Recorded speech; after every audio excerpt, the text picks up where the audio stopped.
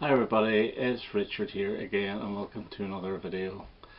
This is a response video to Beth at B-Side Records, who showed 6 of her favourite albums from this decade, the 2010s.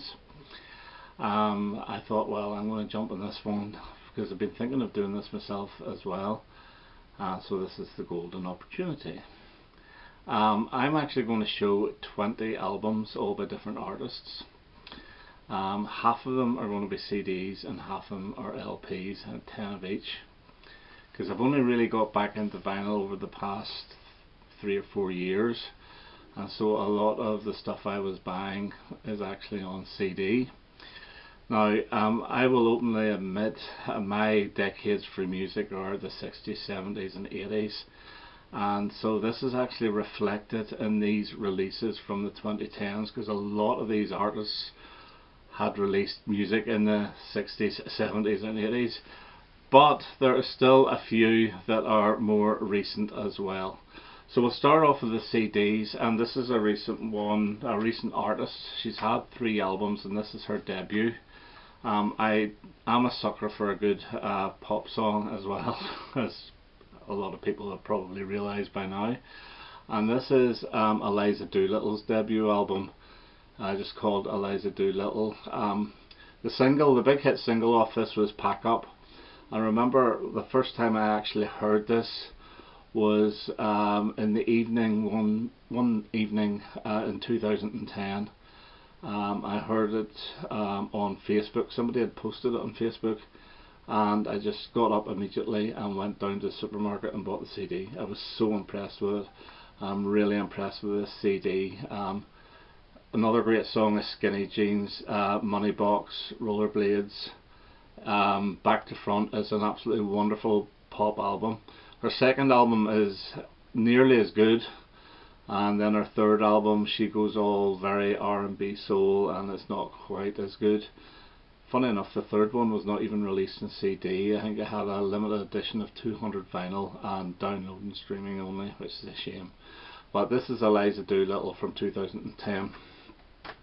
I've shown this before, and this is Andrea Corr. There's going to be quite a few female singers in this, and this is Lifelines. This is a cover versions album, and this is absolutely brilliant. I would love this on vinyl, as with the Eliza Doolittle one. And this is a fantastic version of the Velvet Underground's Pale Blue Eyes, John Lennon's Number 9 Dream. Is it Ron Sexsmith that did Tomorrow in Her Eyes? I'm not too sure. And Kirsty MacColl's They Don't Know. Fantastic album. And this is from 2011. Now, 60s artist and his last album proper, and this is Bob Dylan's Tempest. And Bob Dylan's albums from 1997 onwards are all very, very good, apart from the cover versions albums, which were the last 3 sets that he did. Not interested in them, to be honest with you. And this one here has some fantastic Duke and S whistle on it, which has got a really brilliant video. It's a bit disturbing, but it's a really strong video. Good album, and this one I will also be looking out for on vinyl. Squeeze and their last album, The Knowledge, and this is such an improvement on their previous album, Cradle to the Grave, which I thought was very boring, to be honest with you, but this is really, really good. I can hardly read these. There's a song off here and it's called Albatross, and James Griffiths, if you're watching, play it and then get your old Ride a White Swan T-Rex album out and play the start of Deborah. And if they're not very similar, I don't know. To me, that's the first thing that jumped up, is Enoch Mark Rowan's Deborah. But this is a really, really strong album, full of catchy tunes, good lyrics, and a real return to form after Cradle to the Grave. From 2010 we have Paul Heaton's Acid Country, which is a fantastic album. Welcome to the South, catchy song. The Acid Country itself is about 7 or 8 minutes long, and it's almost Bob Dylan-y like. Some really hilarious Heaton lyrics in this. Great album. And then he went on to get back with Jacqueline Abbott, and they did 3 really strong albums as well, which I'm not going to show. I'll just show Paul Heaton with this one here. So Acid Country, and this would be a good one too on vinyl. Back to the female singers again, and most of these are from the very early parts of the decade. And this is Duffy, Endlessly. I do like Duffy's voice. It's very 60s reminiscent. The single, Well Well Well, is a great song off this, as is Endlessly. But for me, the highlight of this is Breath Away. I downloaded initially this album and loved it, and then whenever I bought the album, I realised that all the songs on this were written by Albert Hammond, one of my big heroes. I didn't know it at the time. That was a big pleasant surprise. So Duffy, Endlessly. Whatever happened to her, she hasn't released anything since this. It did bomb, but it's still a very good album. I bought this. This is from 2014, and this is the Primitives Spinorama. And this is not the first one since they reformed. They had like a covers album, and they had an EP, but this is really one of new material, and this has got some great songs like Lose the Reason and the title track itself. It is like the Primitives of the 1980s, like The Crash and the Out of Reach, but it's very accessible pop, and thoroughly enjoy it. And my favourite female singer, Tanita Tikaram, and this is Can't Go Back, and this has got the brilliant All Things to You and Dust in My Shoes on it. And this issue here has got a set of acoustic numbers. Very strong album from Tanita. Not my favourite, but it's not her worst either. Really good album. And a big surprise from 2012 is Dexys, and this is One Day I'll Soar, or is it One Day We'll Soar? It's actually One Day I'm Going to Soar. And yeah, this has got the Kevin Rowland voice on it. It's a very good album. It's difficult to listen at the start. You think, oh god, here we go. But give it a few listens, and this one really does reward. And Mick Talbot from the Style Council features in this as well. They did another album after this, which is an album of covers, which is not bad, but excellent album. And the last of the CDs, and this is from 2017, and this is Mike Oldfield's Return to Omadhaun, and this is just a lovely piece of music. I don't look at this as Omadhaun Part 2, because for me, Amarok, which is one of my favourite Mike Oldfield albums, to me that's Amarok, or Omadhaun Part 2. But this is just a brand new piece, lovely piece of work. Great, Mike Oldfield. Going back to what he does best, long instrumentals. Okay, let's have a look at some of the LPs. And from 2011, a lot of these I have shown before. This is Nick Lowe's The Old Magic. Love this to bits.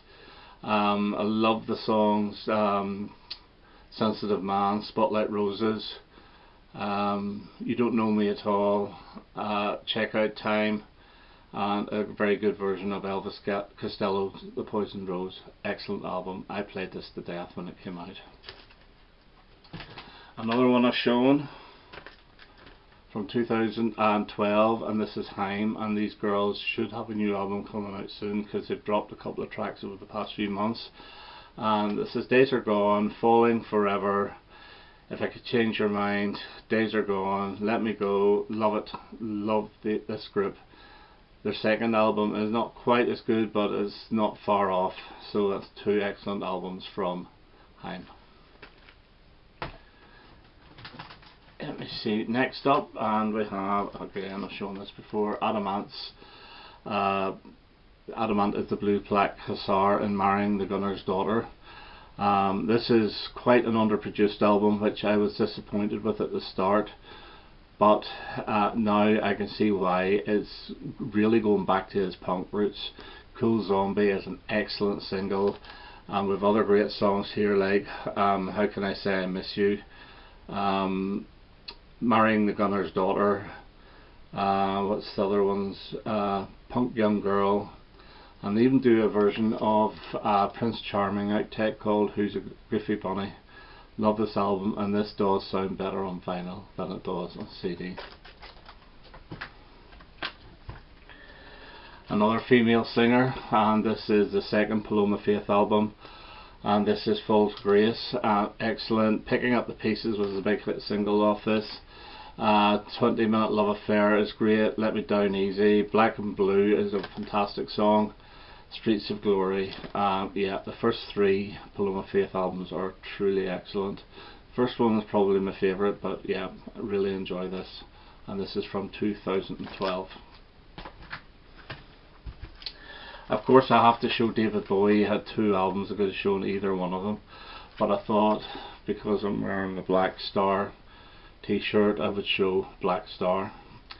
Yeah, this has got the title track would be in my top 20 David Bowie songs of all time. It's got the heartbreaking Lazarus on it, and my other favourite song off this is 'Tis a Pity She Was a Whore. A truly magnificent exit for the man. I still can't believe how he actually completely he staged his own death. He set it all up and all the rest of it, and he went out like a hero. Fantastic. David Bowie's Black Star, and it's still heartbreaking to know that he's no longer here.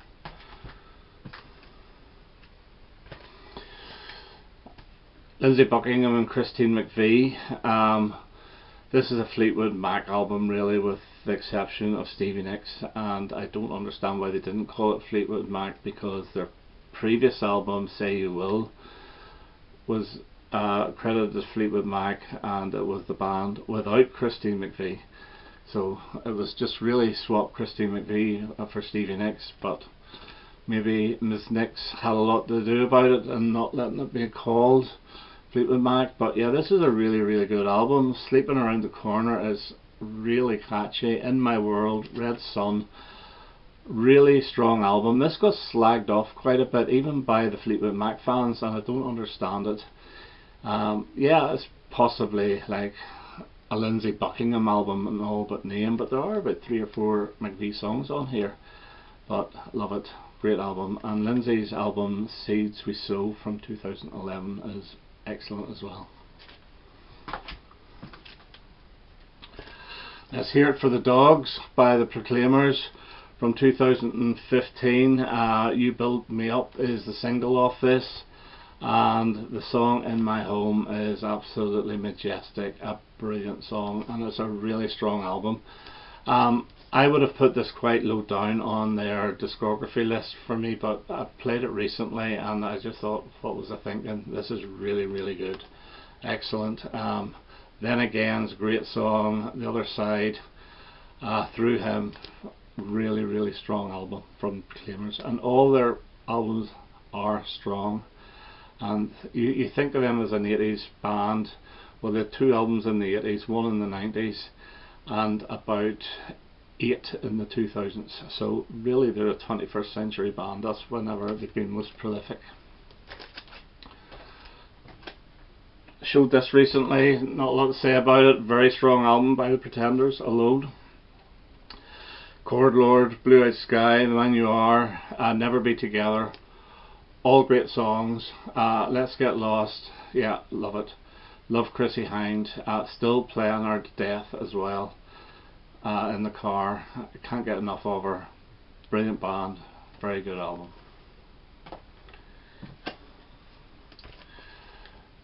Graham Parker, Imaginary TV or Imaginary Television. This is his 2010 album, I believe. Yeah, I think so. Yes, 2010. This is the follow-up to the Columbus album, Don't Tell Columbus from 2007, which is really brilliant, which has never been released on vinyl. This has got I Responder, Broken Man on it, all very good songs. Snow Gun's an excellent song, and he does a very good version of More Questions Than Answers, which I think was Johnny Nash, I'm not 100% sure. But yeah, good album, Graham Parker and the Rumour, Imaginary TV. And this one I don't think I've shown, and this is Hugh Cornwell, and this is Monster, and this is a very good album. This is really good, strong songs. A little more mellower than the Stranglers, obviously, but more in tone with maybe the mid-80s Stranglers, more acoustic. Pure Evil, La Grande Dame is great. Bilko, Robert, Munster. This is actually an album about a lot of his heroes, and he does a song about Lou Reed in this as well. It is a strong album, but you also get a bonus album called Restoration, where you get like acoustic versions of some of the old Stranglers songs. So you have Let Me Down Easy, you've got the magnificent Goodbye Toulouse, Ships That Pass in the Night from the Feline album. This is a really strong album, really enjoyed this, and this was from, when was this? This was actually last year, I think. Yeah, 2018, so that there is Monster, Hugh Cornwell. And lastly, my favourite album of the 2010s, and it's my favourite album of the 21st century, and it's the best album since any album in the 1980s. Yeah, Vampire Weekend. And this is their third album, Modern Vampires of the City, and I just think this is magnificent. It's Unbelievers, Diane Young, Hannah Hunt,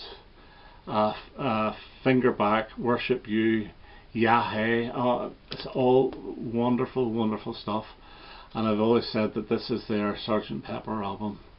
Now their other album of this century, or this decade, sorry, is Contra, and it would probably be the second favourite album of the decade as well. So the 2010s for me has been the Vampire Weekend. They've had four albums altogether, but four in this decade, and this is just the highlight, and it's the best album of the decade. Okay, so that's some of my albums from this decade. I hope you enjoyed that, and I hope to have another video quite soon. Okay, now all the best. Bye bye.